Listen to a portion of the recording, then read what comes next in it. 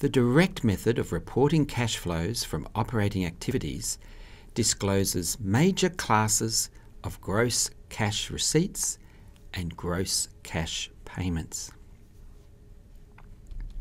For most firms, cash flows from operating activities relate to transactions that determine a firm's profit or loss, such as cash receipts from customers from the sale of goods or services, cash payments to suppliers for goods or services and to employees, cash payments of income tax, as well as potentially a few other miscellaneous items such as various forms of other revenue.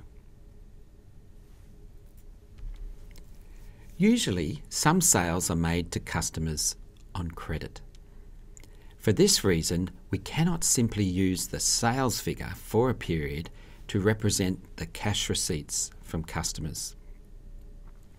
To calculate the cash receipts from customers, we include the amount for cash sales, and for sales made on credit, we need to adjust them for the change in the balance of accounts receivable during the period.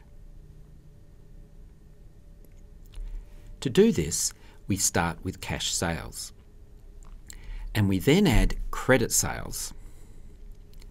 And to credit sales, we add opening accounts receivable. We can assume this item will become cash during the period, and deduct closing accounts receivable, i.e. credit sales made during the period for which cash has not yet been received. We saw that when we calculate cash receipts from customers, we start with sales. In a similar way, when we calculate cash payments to suppliers, we start with cost of goods sold. Some, perhaps most, of the cost of goods sold will be paid for by our firm on credit. So we need to adjust a firm's cost of goods sold for changes in accounts payable, opening accounts payable minus closing accounts payable. The cash payments to suppliers will also need to be adjusted for changes in inventories.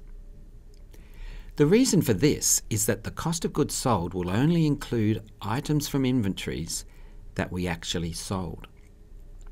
If, for example, our firm increased its level of inventories during the year, its purchases from suppliers will be more than its cost of goods sold. Typically, there are also a wide range of other expenses and revenue that affect the operating cash flows of a business.